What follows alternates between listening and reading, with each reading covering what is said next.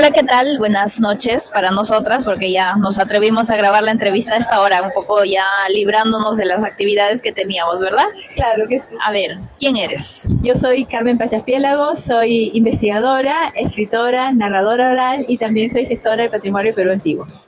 Pregunta, ¿tu especialidad con la que empezaste? ¿Qué estudiaste primero? Yo soy licenciada en contabilidad en la Universidad del Pacífico, con estudios en filosofía, en gestión cultural y en gestión de proyectos sociales. Y, y bueno, empecé trabajando en auditoría. Entonces me fijo bien en todas las cosas y desde que era trainee, lo más bajito que puede ser cuando eres auditora, detecté un problema de empresa en marcha que es fuertísimo. Y recién tenía 2 meses ahí en la empresa, entonces me gustaba mucho ese tema, ¿no? Eso me permitió conocer varias partes del Perú porque viajaba mucho y me permitió conocer diferentes tipos de personas, ¿no? Sí. De niña leía mucho y estaba muy relacionada con la cultura. Mi papi era artista y desde muy pequeños nos introdujo al tema de los libros, la literatura, también el arte, la pintura, la escultura, la música clásica. Entonces hemos crecido así, ballet, todas las semanas hemos estudiado ballet y mucho deporte. Sí, sí. Como que ya tenías una experiencia en diferentes artes y todo, la predisposición para eso. La belleza también, la belleza, claro. Y el respeto, ¿no? Sí. Bueno, sí. Entonces de ahí vas decidiendo un poco más adentrarte al mundo de la literatura.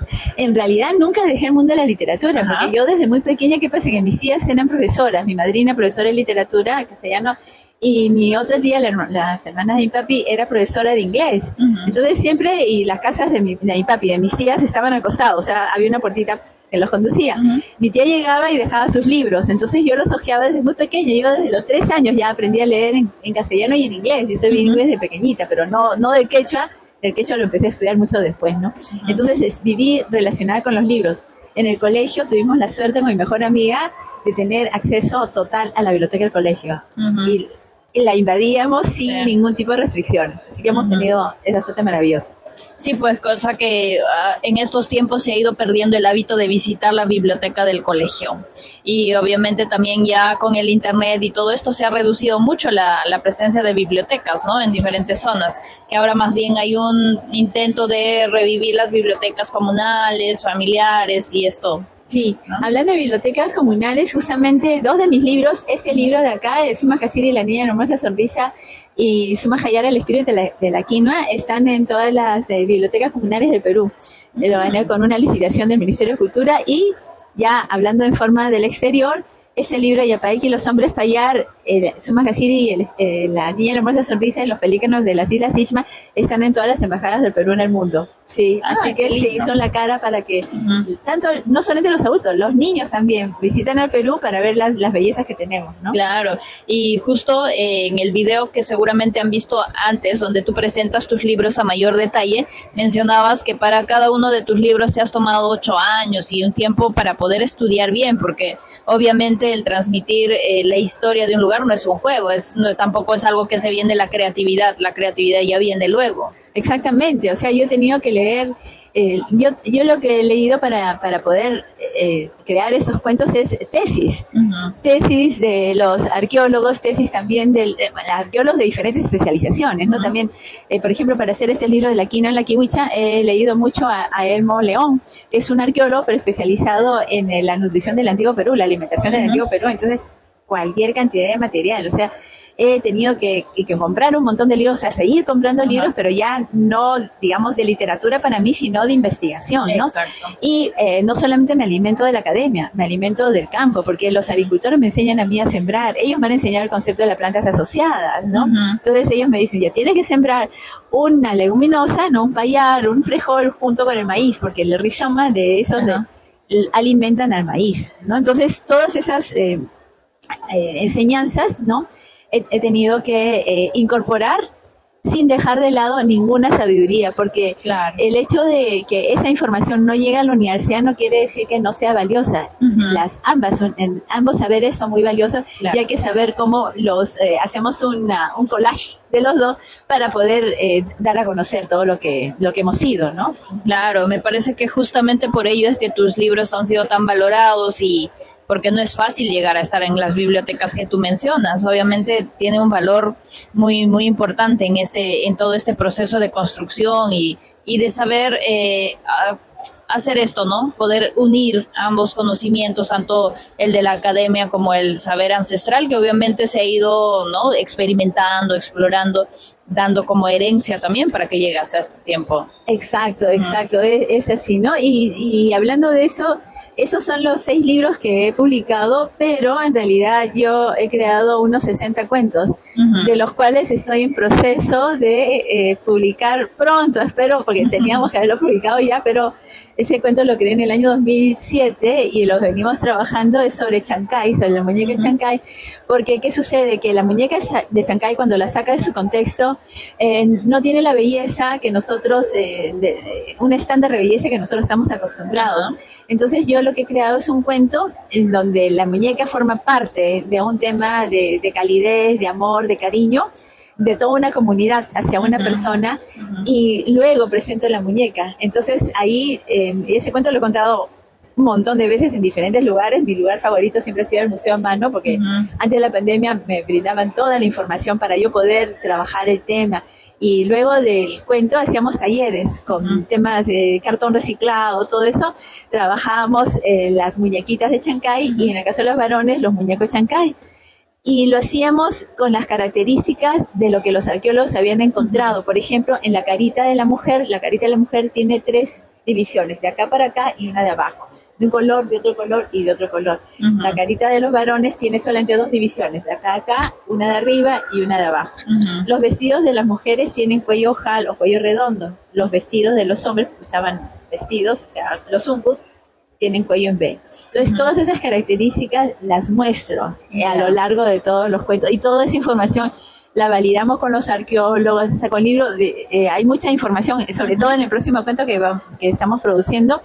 Esa artista que teníamos, Iscue, trabaja todo el tema prehispánico de una manera maravillosa. Entonces, justamente de ahí nos hemos documentado, y esos dibujos que ella ha hecho los hemos encontrado en diferentes museos, y de ahí estamos trabajándolo, ¿no? Entonces, es una cosa maravillosa porque sobre material real es lo que brindamos a los niños, ¿no? Pero a través de un cuento, que finalmente los adultos a través del cuento también conocen nuestra cultura, ¿no? Es una cosa maravillosa. Sí, justo acá viene la justificación de por qué estamos en el pabellón Ecuador.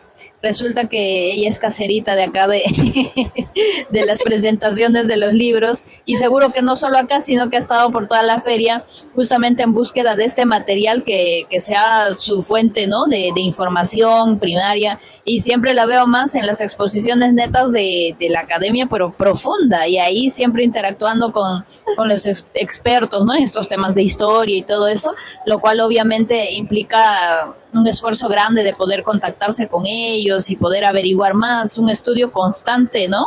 Totalmente, y además que en los libros menciono, porque antes el antiguo Perú no solamente era lo que ahora conocemos como Perú, empezaba en Ecuador, terminaba en Chile. Entonces, todos esos países que en ese momento forman el Capac-Ñan, ¿no es cierto?, los 6 países, están mencionados en estos cuentos. Por ejemplo, acá, donde crece la kiwicha, que no solamente se conoce como kiwicha, sino también como Coyo en Cajamarca, se conoce como Achita en Ayacucho y Achis en Ancash. Entonces, ahí en ese libro de la kiwicha hacemos un tema de interculturalidad a través de la lengua, ¿no? O sea, no solamente es que tenemos una variedad de quechua, tenemos 5 grandes ramas de quechua y cada una es fabulosa, porque muestra la identidad de cada lugar, ¿no?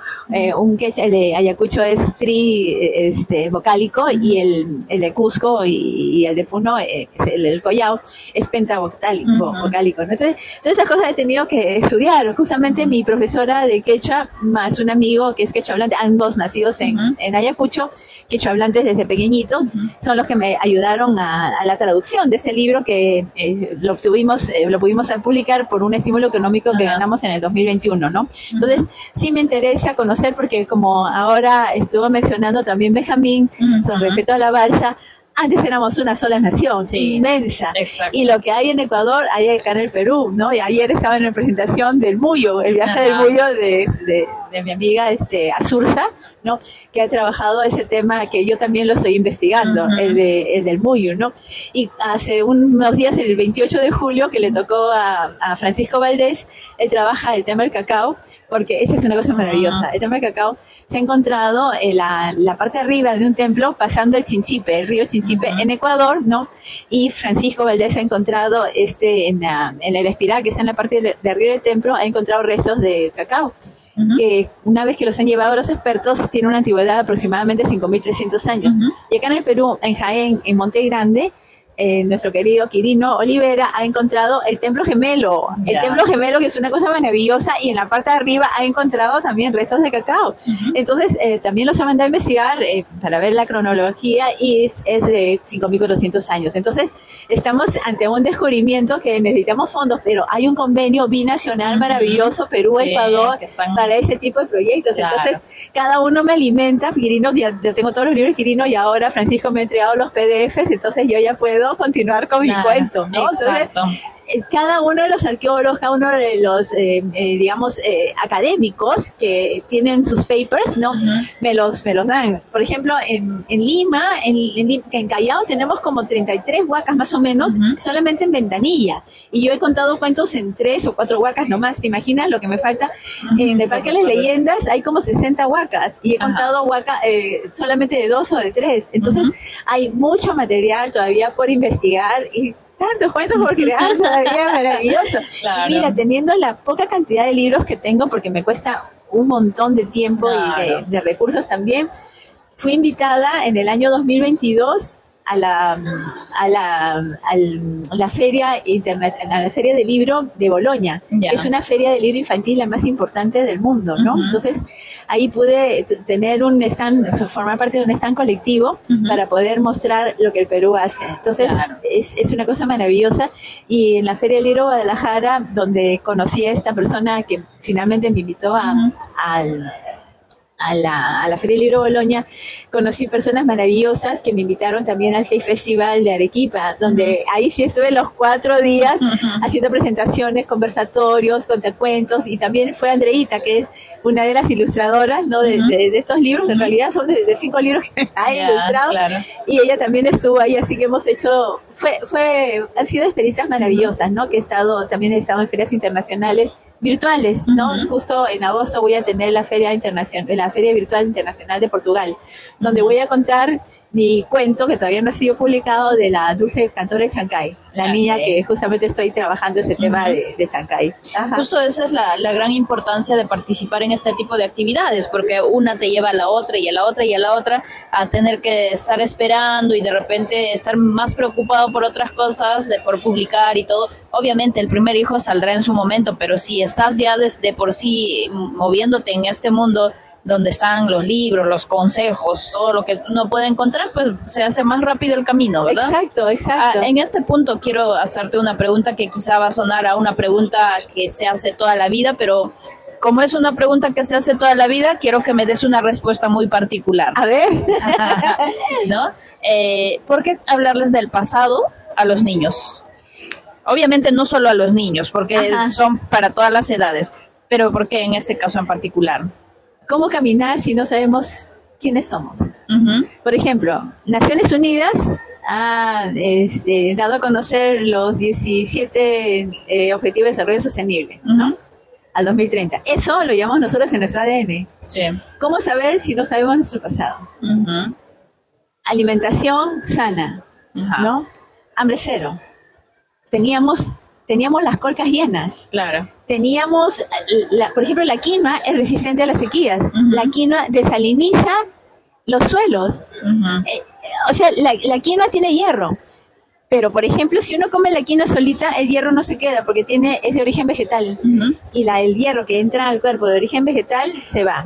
Necesita un fijador. Ese fijador es el ácido cítrico, que lo encontramos en el camu camu, que es la fruta que tiene el más alto contenido de ácido cítrico del mundo, ¿no?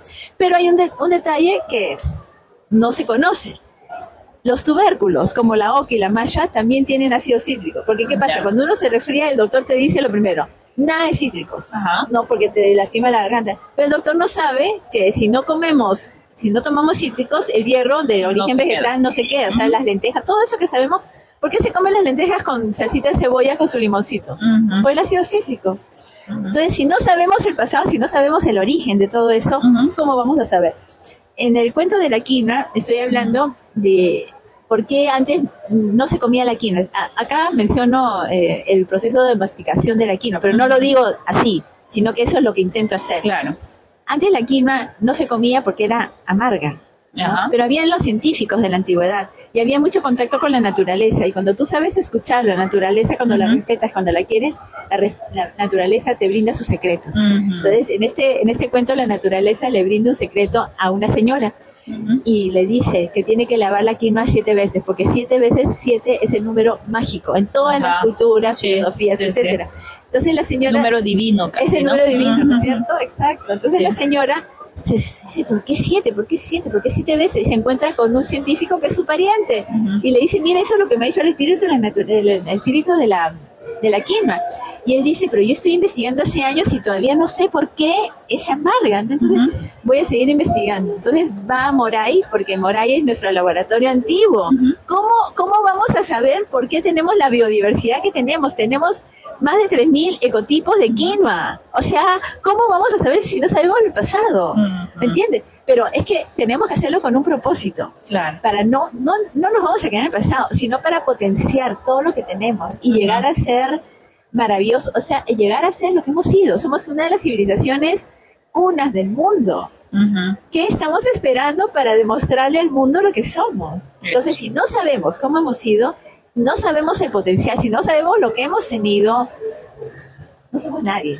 Nos estamos perdiendo absolutamente de mucho. Eso que mencionas me parece muy importante, porque yo siento que los libros sagrados, y justamente son sagrados, bueno, al margen de la religión y todo eso, es porque los consejos o los saberes que nos dan son atemporales. Totalmente. ¿Verdad? Y yo siento que de alguna forma tú lo haces masticado, toda esta información tan amplia y tan grande que cualquiera de nosotros lee un paper, una información de un biólogo, de un botánico, de un historiador y quedamos perdidos, pero de alguna forma al tú llevarlo al lenguaje más sencillo, más divertido posible, pues se logra ese objetivo, ¿no? Y te agradezco que digas sencillo y que no digas simple. No, porque es muy diferente. Sencillo, sí, exactamente. Sí. Y mira, lo que estás mencionando es súper importante, ¿no? Porque, por ejemplo, cuando estamos hablando de, por ejemplo, algo académico, no sé, creo que en realidad en todos es un poco más transversal. Cualquier tema, por ejemplo,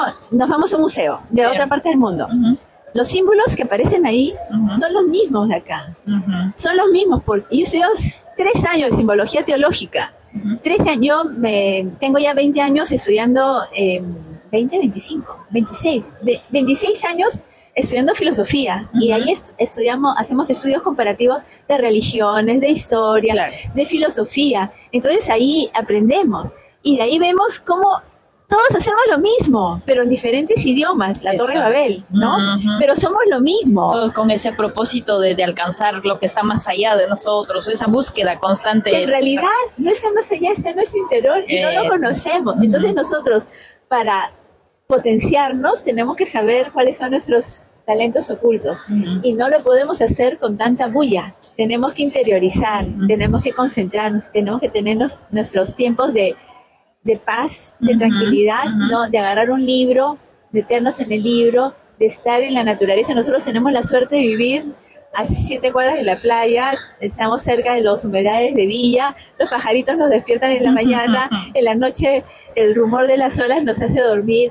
O sea, vivimos en un paraíso. O sea, tenemos todo. Por donde veas hay mucho que disfrutar, ¿no? Exactamente. Y eso es lo que nos hace ser peruanos. Sí. Los peruanos somos así, somos todo. Y a veces nos olvidamos lo que somos, ¿no? Y ojo que se está mencionando que somos peruanos porque lo somos y no porque digamos que tenemos algo mejor que otros. No. Eso sí, que quede claro, pero eso sí coincidimos mucho porque yo siento que el nacionalismo a veces se convierte en una trampa terrible, que al final olvidas que eres hermano porque tus abuelos, tus tatarabuelos y todos venían de incluso más antes del Tahuantinsuyo, y todos venimos de lo mismo. Exactamente, totalmente de acuerdo. Entonces, hay cosas que cuando tú estudias todas esas cosas y las relacionas y las llevas, digamos, no se queda en teoría, ¿no? Sino que lo plasmas acá, es una cosa maravillosa porque todo ya tiene sentido. Eso. Todo lo anterior tiene sentido. Exacto. Como estos científicos que se hacen caso al espíritu de la naturaleza, se van al río, lavan la quinoa 7 veces, ¿y qué sucede? La quinoa genera una espumita. Con esa espumita lavan la ropa, lavan las llamas, desaparece. Es la saponina. Ellos han descubierto la saponina muchos años antes que los científicos de ahora siquiera pensaran en descubrirla. Entonces, y lo mejor es que era una ciencia no invasiva porque pensaba en todo, cosa que ahora con el consumismo y esto pues es... O sea, arreglas una cosa y malogras 10. Exactamente. Por ejemplo, ahora en el proyecto que mencionaba anteriormente de un mágico viaje al pasado para recuperar los saberes de los ismas y los incas, yo cuento los cuentos a los niños y ahora a partir de este año estoy contando los cuentos también a secundaria. Claro. En primaria hacemos unos talleres, ¿no? Y en secundaria generamos discusión. Por ejemplo, la vez pasada conté el espíritu del lobo marino, ¿no? Que así en pocas palabras hablo de que en la antigüedad, aquí en las costas de Lima, ¿no? En las costas precisamente del Callao de Ventanilla, había pues bastante naturaleza, había mucho cuidado, los pescadores jugaban con los lobos marinos, ¿no? Eran una relación muy natural, ¿no? Hasta que de repente, y todo era armonía, llegan unos depredadores que comienzan a pescar, y los lobos marinos se quedan sin alimento. Entonces se escucha el espíritu de los lobos marinos y le dice al jefe de los pescadores, ¿no? Mañana retírate con tu gente de aquí porque esto ya es inadmisible, esto ya no puede continuar, ¿no? Y a los lobitos les dijo, ustedes tienen que irse hacia una isla lejana, porque aquí ya no va a haber nada. Entonces vienen los malos, los depredadores, todos esos, los hombres malos, que solamente quieren esto, ¿no? Y están en la fogata comiendo, pues todo ya en exceso, y de repente comienza a soplar el viento, se levanta la arena, se levanta el fuego, se quema el maíz, se quema todo, y salen despavoridos, ¿no? Y el espíritu del lobo marino se echa y dice, se va a convertir en piedra, y dice, yo despertaré a mi forma natural cuando el hombre recuerde que tiene que vivir en armonía con la naturaleza. Se hace así y queda una imagen, más que una imagen, una escultura de un lobo marino echado con sus aletas, pues acá y acá, ¿no? Y su cuerpo. Y eso está en un sitio arqueológico que se llama La Playuela, ¿no? Entonces, este cuento se los cuento a los niños de una manera, y el mismo cuento se los cuento a los chicos de secundaria, y luego con los maestros se ha dado una conversación de cómo llevas esa problemática de la antigüedad al presente. Claro. Y ha sido una cosa maravillosa porque cada niño ha dado la problemática de su casa y de su entorno, ¿no? Y de lo que está pasando a la juventud también en ese momento. Entonces, como un mismo concepto, una misma historia sirve para trabajarlo de diferentes maneras según las edades. Claro. Entonces cada uno, ese libro tiene muchas claves de entendimiento. Según la edad que uno tenga, puede apreciarlo. Eso. Y yo tengo mi mentora, la doctora Inés de Laya, dice que cada vez que lee mi libro Ayapaé, que encuentra algo nuevo. Y, exactamente. Yo creo que a mi parecer, la mejor propuesta es escribir como para niños, porque eso asegura que todas las edades lo puedan entender y leer y disfrutar. Eso me encanta de la idea de la literatura infantil, que al ser para infantes, para niños, pues se convierte para todas las edades. Entonces, ese primer punto. Ahora, estaba conversando el día de ayer con el encargado de la editorial Habla Yala, y él me comentó que dentro de los bestsellers más leídos que se había dado, era un libro que justamente mencionaba el tema de la reconexión, más que la reconexión, sino hablaba de los espíritus de la naturaleza. Imagínate que ese texto sea un bestseller, a mí me parece genial porque implica que la juventud o los lectores de este tiempo están buscando reconectar con esa idea, ¿no? De de recuperar lo que este sistema consumista está impulsando, pero ahora, del dicho al hecho, ojalá que pues ciertamente a través de estos talleres, que mediados por ti o por cualquier otra persona, que felizmente, por ejemplo, veo que en uno de tus libros diriges, o sea, mencionas exactamente cómo conducir estos talleres, y eso es un alcance súper interesante. Puede hacerlo un padre con sus hijos, los docentes en las aulas. Entonces, a veces ese es un detalle que desconocemos. Pensamos que solo es leer, leer, leer y leer, que también está bueno, es como un primer paso, está perfecto, pero desarrollar el juicio crítico es otra cosa que definitivamente cada uno de estos libros se prestan para relecturas. Totalmente, totalmente de acuerdo, porque un libro, sobre todo un libro de esa naturaleza, es para leerlo una vez. Cuando tú tienes cierta edad, lo lees de nuevo y vas descubriendo cosas diferentes y te maravillas. Y cuando vas al lugar donde tenemos estos elementos que menciona el libro, y es una locura. Por ejemplo, acá hay un tema muy lindo, ¿no? En el tema de la quinoa, Andrea Lertora me propone hacer andenes, y yo no tenía la evidencia de que hubiera andenes con quinoa y con maíz, pero me hace la propuesta. Y me lo hice primero para la kiwicha con el maíz. Yo tengo una amiga en Cusco que ella procesa la kiwicha, la convierte ya en barras energéticas, en granola, todo, ¿no? Y le comenté, ¿no? Si ella tenía, porque yo no tenía evidencia científica de parte de los arqueólogos, ¿no? Y ella me dice, sí, yo he hecho un experimento y he hecho crecer kiwicha con maíz en los andenes de acá del Cusco. Entonces yo digo, ya hay una experiencia. Claro. Entonces lo pongo en ese libro, lo pongo acá, ¿y qué crees? En el año 2023, una arqueóloga española muy amiga mía que tiene todos mis libros, me llama y me dice, Carmen, estamos investigando en el Valle del Sondón del Ayacucho, y hemos encontrado en los andenes de Andamarca micro restos de quinoa con maíz, tal como aparecen en tu cuento. Y yo digo, pero ay, es cierto, es así. Entonces ahora vamos allá y los leo en castellano y con mi par en quechua chanca, y los niños se vuelven locos porque imagínate, tú ves los ojitos cómo les brillan cuando les hablamos en su idioma materno, porque yo, ¿sabes cuál es mi sueño? Uno de mis sueños, tengo muchos sueños. Uno de mis sueños es que todos mis cuentos estén traducidos a todas las lenguas originarias del Perú, para que todos puedan conocer en su lengua materna lo maravilloso que somos, ¿no? Y que cuando hablo de Perú antiguo, estoy hablando desde Ecuador hasta Chile, porque somos todos, ¿no? Y eso que todavía tengo pendientes, cuentos de la Amazonía, porque ahí tengo que investigar. Sí, de verdad. Me faltan leer 8 tomos para hacer un solo cuento. Solamente he trabajado los mitos Yanesha, que ya lo hemos presentado en la Pachacama, que es el santuario de Pachacama, una noche de luna, donde yo menciono y la hermana luna, y de repente todo el mundo mira el cielo y está la luna brillando ahí. Una cosa maravillosa. Eso lo hicimos con el altiplano Ronald Sánchez, que me invita para yo declamar los mitos mientras él los sonorizaba, ¿no? Y esa misma experiencia la hemos hecho también en el Centro Cultural Peruano-Japonés. También lo hicimos ahí en el auditorio y fue una cosa maravillosa, ¿no? Mira.